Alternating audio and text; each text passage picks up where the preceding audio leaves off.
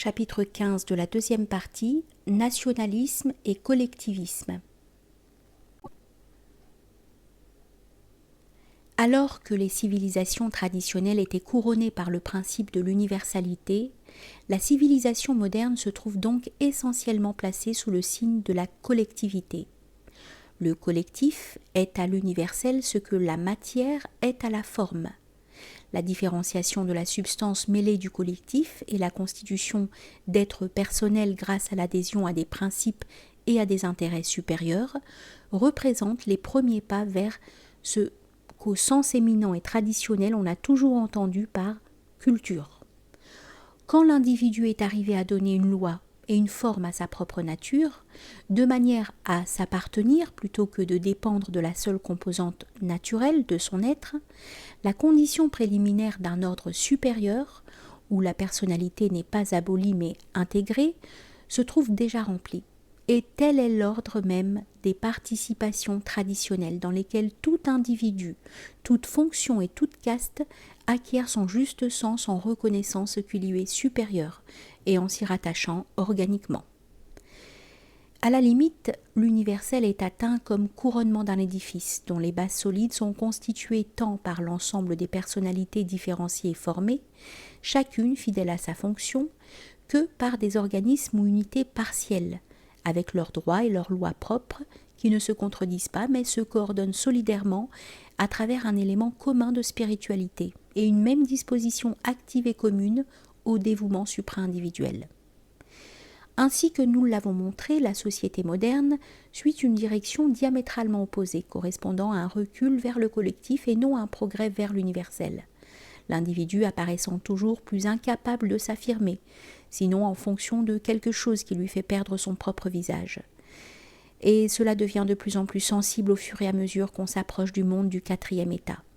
On peut considérer comme une phase de transition celle du nationalisme moderne, auquel il convient de consacrer quelques considérations supplémentaires. Il faut distinguer entre nationalité et nationalisme. Le Moyen-Âge connut des nationalités, non des nationalismes. La nationalité est une donnée naturelle qui circonscrit un certain groupe de qualités élémentaires communes, de qualités qui se maintiennent autant dans la différenciation que dans la participation hiérarchique, auxquelles elles ne s'opposent en aucune manière. C'est ainsi qu'au Moyen-Âge, les nationalités s'articulaient en castes, en corps et en ordre. Mais bien que le type du guerrier, du noble, du marchand ou de l'artisan fût conforme aux caractéristiques de chaque nation, ces organisations représentaient en même temps des unités plus vastes, internationales. D'où la possibilité, pour les membres d'une même caste appartenant à des nations différentes, de se comprendre peut-être mieux que ne le pouvaient dans certains cas les membres de deux castes différentes à l'intérieur d'une même nation. Le nationalisme moderne représente le contraire de cette conception. Il se fonde sur une unité qui n'est pas naturelle mais artificielle et centralisatrice, et dont on éprouva toujours plus le besoin au fur et à mesure que le sens naturel et sain de la nationalité se perdit et que toute tradition véritable et toute articulation qualitative étant détruite, les individus s'approchèrent de l'état de pure quantité, de simple masse. C'est sur cette masse qu'agit le nationalisme, au moyen de mythes et de suggestions propres à la galvaniser, à réveiller des instincts élémentaires, à la flatter par des perspectives chimériques de primauté, de privilège et de puissance. Quelles que soient ses prétentions à se référer à une race ou à une autre, la substance du nationalisme moderne n'est pas un ethnos, mais un démos, et son prototype demeure le prototype plébéien suscité par la Révolution française. C'est pourquoi le nationalisme a un double visage. D'un côté, il exaspère et confère une valeur absolue à un principe particulariste, si bien que les possibilités de compréhension et de véritable collaboration entre nations se trouvent réduites à un minimum. On retrouve ici, semble-t-il, la même tendance en vertu de laquelle la désagrégation de l'œcumène européen coïncida avec la naissance des États nationaux. En réalité, on sait qu'au XIXe siècle, le nationalisme en Europe fut purement et simplement synonyme de révolution, et qu'il agit dans le sens précis d'une dissolution des organismes supranationaux survivants et d'un amoindrissement du principe politique de la souveraineté légitime, au sens traditionnel du terme. Mais si l'on considère les rapports entre l'individu envisagé en tant que personnalité et le tout, on voit apparaître clairement dans le nationalisme un aspect opposé qui est précisément l'aspect intégrant et collectivisant. Dans le cadre du nationalisme moderne, s'annonce déjà l'inversion dont nous avons précédemment parlé. La nation, la patrie devient l'élément primaire, devient presque un être en soi, exigeant de l'individu qui fait partie de lui une soumission inconditionnelle, non seulement en tant qu'être naturel et politique, mais aussi en tant qu'être moral. Même la culture devrait cesser d'être le soutien de la formation et de l'élévation de la personne et valoir essentiellement par son caractère national. Ainsi, les formes les plus poussées du nationalisme entraînent déjà une crise de l'idéal libéral et de la culture neutre. Ceux-ci sont considérés comme suspects, mais selon une perspective opposée à celle selon laquelle le libéralisme et la culture neutre, laïque et apolitique, purent apparaître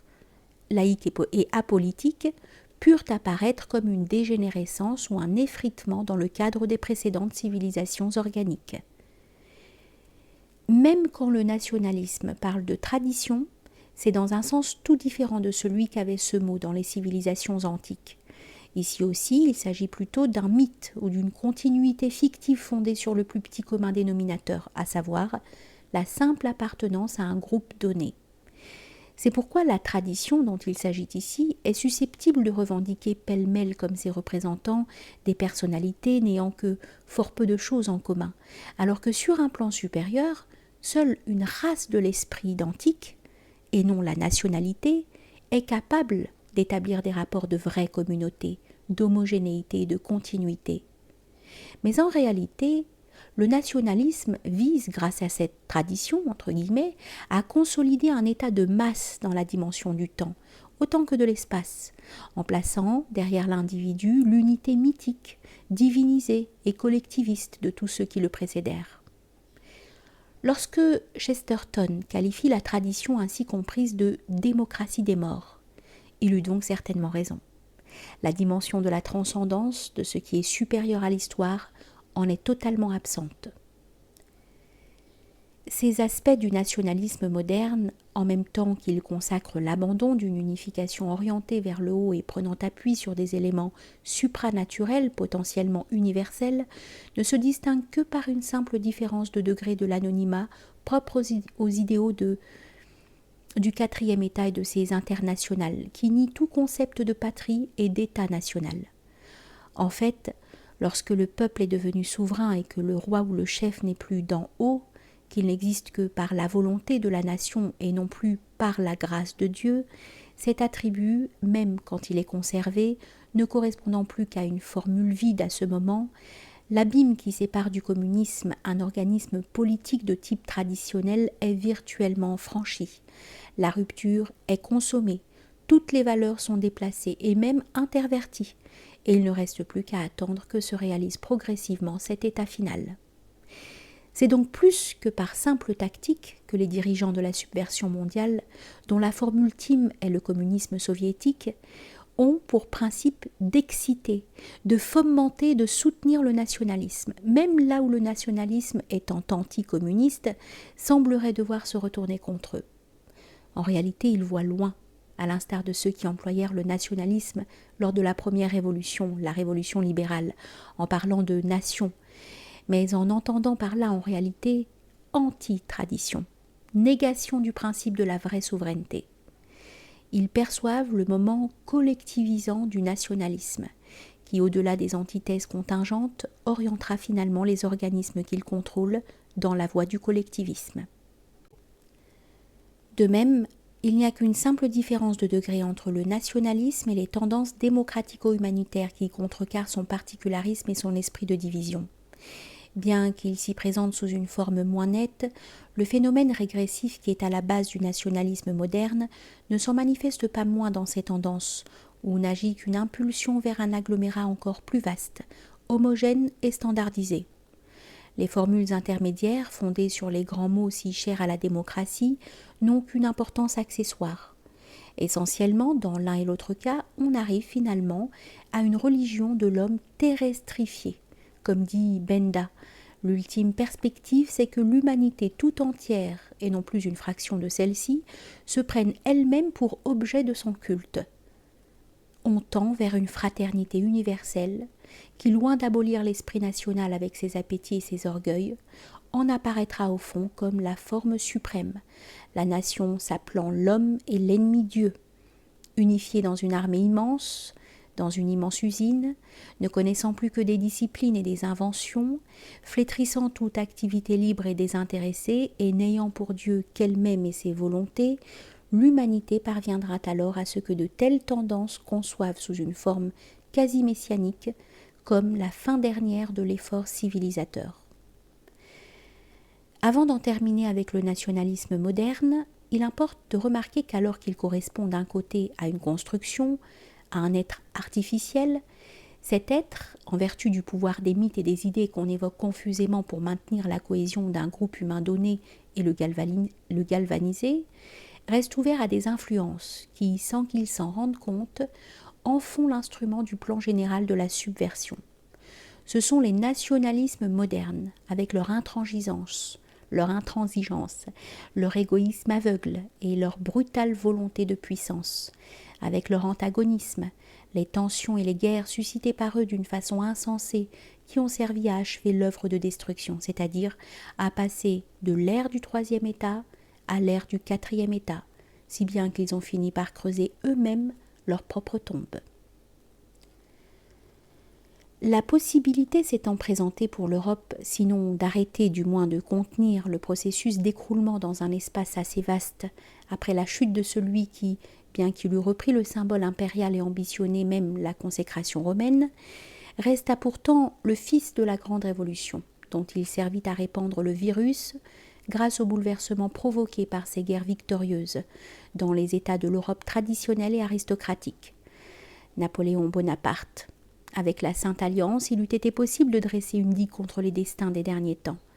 Metternich put, avec raison, se considérer comme le dernier grand Européen. Personne ne sut voir comme lui, avec la même lucidité prévoyante et le même regard d'ensemble, le jeu des forces subversives, ni percevoir comme lui l'unique moyen de les paralyser en temps opportun. Metternich reconnut tous les points essentiels. Il vit que les révolutions ne sont pas spontanées, ne sont pas des phénomènes populaires, mais des phénomènes artificiels provoqués par des forces qui, dans le corps sain des peuples et des États, ont la même fonction que les bactéries dans la production des maladies, que le nationalisme n'est qu'un masque de la révolution, et la révolution, un fait essentiellement international.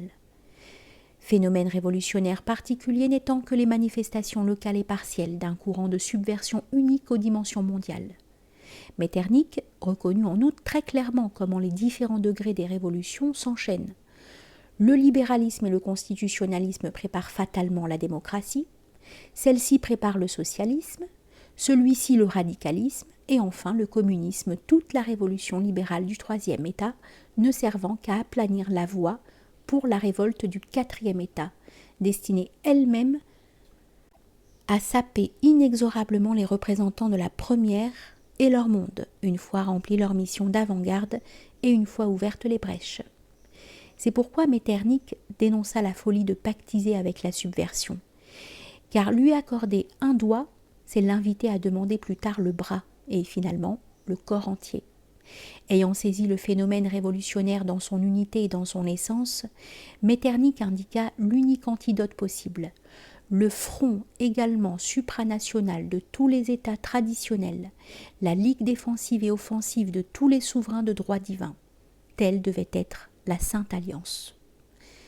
Malheureusement, les conditions préalables manquèrent pour qu'une idée si grandiose puisse se réaliser pleinement, conditions matérielles aussi bien que spirituelles. Autour de Metternich, il n'eut pas assez d'hommes ni de chefs à la hauteur de la tâche. L'unité d'un front défensif sur le plan politico-social se présentait comme un concept clair et évident, mais l'idée capable de servir de référence positive et de chrisme à cette alliance, afin qu'elle pût vraiment être considérée comme sainte, n'était guère apparente. Sur le plan religieux, l'unité faisait défaut.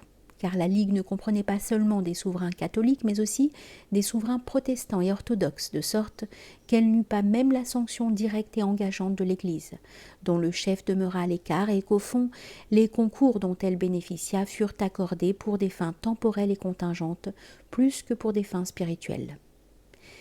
C'eût été au contraire d'une reprise de l'esprit du Moyen-Âge, et même de l'esprit des croisades, dont on aurait eu besoin. Et il ne suffisait pas de recourir à l'action répressive et à l'intervention militaire chaque fois que dans les pays de l'Alliance s'allumait la flamme révolutionnaire. En dehors de mesures accessoires de ce genre, il eût fallu quelque chose comme un nouveau templarisme, un ordre, un bloc d'hommes unis dans l'idée, inexorables dans l'action, qui eussent été de vivants témoignages dans chaque pays du retour d'un type humain supérieur, et non de gens de cour et de salon, des ministres de police, des ecclésiastiques prudents et des diplomates ne se préoccupant que d'un système d'équilibre.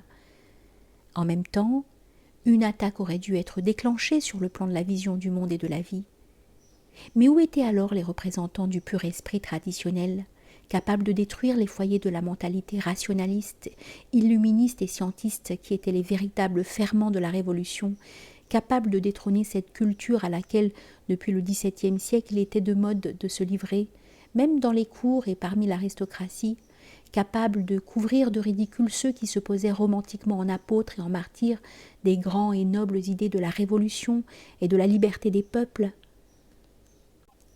Privés d'âme véritable, constitués précisément au moment où, par renoncement volontaire des Habsbourg, le Saint-Empire romain avait cessé, même nominalement, d'exister, et où son centre, Vienne, brillait surtout comme la ville des valses, la Sainte Alliance, après avoir assuré à l'Europe une courte période de paix relative et d'ordre, se défit, et le jeu des nationalismes révolutionnaires, entraînant avec lui la désagrégation des précédentes unités politico-dynastiques, ne rencontra plus que des résistances insignifiantes.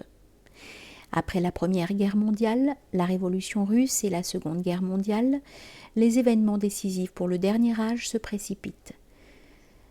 En 1914, les empires centraux représentaient encore un reste de l'Europe féodale et aristocratique au sein du monde occidental, malgré d'indéniables aspects d'hégémonisme militariste et certaines alliances suspectes, capitalisme, surtout dans l'Allemagne de Guillaume. La coalition qui se forma contre eux fut une coalition déclarée du Troisième État contre ce qui subsistait des forces du Second État. Ce fut une coalition des nationalismes et des grandes démocraties se réclament plus ou moins des immortels principes de la Révolution française, à laquelle on entendit faire un nouveau pas décisif en avant sur le plan international, ce qui n'empêchait d'ailleurs pas l'idéologie humanitaire et patriotique de faire simultanément le jeu d'une industrie cupide et hégémoniste. La guerre de 1914-1918 se présente à un degré que l'on trouve rarement dans d'autres guerres de l'histoire, non comme un conflit entre États et nations, mais comme une lutte entre les idéologies des diverses castes. Ces résultats directs et voulus furent la destruction de l'Allemagne monarchique et de l'Autriche catholique, les résultats indirects, l'écroulement de l'empire des tsars, la révolution russe et la création en Europe d'une situation politico-sociale tellement chaotique et contradictoire qu'elle contenait toutes les prémices d'une nouvelle conflagration. Et ce fut la Deuxième Guerre mondiale. Les positions idéologiques n'y furent pas tout d'abord aussi précises que dans la précédente. Des États qui, comme l'Allemagne et l'Italie, avaient adopté l'idée autoritaire antidémocratique et s'étaient groupés contre les forces de gauche, tout en affirmant dans une première phase de cette guerre le droit des nations prolétariennes contre la plutocratie mondiale, parurent presque épouser le marxisme sur le plan international en donnant à leur guerre le sens d'une insurrection du quatrième État contre les grandes démocraties, où s'était consolidée la puissance du troisième État. Mais dans l'ensemble, et en particulier après la nouvelle intervention nord-américaine, la principale idéologie qui se précisa toujours davantage fut celle qui avait déjà inspiré la Première Guerre mondiale, voire la croisade des nations démocratiques pour libérer les peuples encore esclaves de systèmes rétrogrades de gouvernement. Cette idéologie, toutefois, devait rapidement devenir une simple façade à l'égard des nouveaux groupements qui se formèrent. en s'alliant avec la Russie soviétique à seule fin d'abattre les puissances de l'Axe et en se refusant à dévier d'un radicalisme insensé, les puissances démocratiques répétèrent l'erreur consistant à penser que l'on peut impunément utiliser les forces de la subversion à ses propres fins et à ignorer qu'en vertu d'une logique fatale, lorsque des forces correspondent à des degrés différents de la subversion se rencontrent ou se heurtent, ce sont celles qui correspondent au degré le plus avancé qui auront finalement le dessus. En réalité, il est clair que du côté soviétique, la croisade démocratique n'avait été conçue que comme un utile travail préparatoire par rapport aux plans mondiaux du communisme. La fin des hostilités marqua également la fin de cette alliance hybride et le véritable résultat de la Seconde Guerre mondiale fut d'éliminer l'Europe comme facteur de la grande politique mondiale, de balayer toutes les formes intermédiaires et de laisser les États-Unis et la Russie face à face, en tant que représentants supranationaux des forces du troisième et quatrième État. Ce que serait l'issue d'un conflit armé éventuel entre ces deux puissances, en dernière analyse, importe peu. Les déterminismes d'une sorte de justice immanente sont en marche et, en tout cas, d'une manière ou d'une autre, le processus se déroulera jusqu'au bout. Par ses répercussions sociales, une troisième guerre mondiale entraînerait le triomphe définitif du quatrième État, soit d'une manière violente, soit sous forme d'évolution, soit des deux façons à la fois. Il y a plus. Sur le plan des forces politiques tendues vers la domination universelle, la Russie et l'Amérique se présentent aujourd'hui dans un rapport d'antagonisme. Mais si l'on examine dans leur essence les thèmes qui prédominent dans chacune des deux civilisations, si l'on approfondit leurs idéaux et surtout la tendance centrale des transformations effectives qui ont subi ou sont en train d'y subir, toutes les valeurs et tous les intérêts de la vie, on découvre une convergence et une ressemblance fondamentale. La Russie et l'Amérique apparaissent comme deux expressions différentes d'une chose unique, comme deux voies pour aboutir à la formation de ce type humain qui est la conclusion extrême des processus présidant au développement du monde moderne. Il convient d'examiner ces convergences. Non seulement en tant que puissance politique, mais en tant que civilisation. La Russie et l'Amérique sont les deux branches d'une seule tenaille, qui, de l'Orient et de l'Occident, est en train de se refermer rapidement autour du noyau, désormais épuisé dans ses énergies et dans ses hommes, de l'ancienne Europe. Les conflits extérieurs, les nouvelles crises, les nouvelles destructions ne seront que des moyens pour ouvrir définitivement les voies aux diverses formes du monde du quatrième État.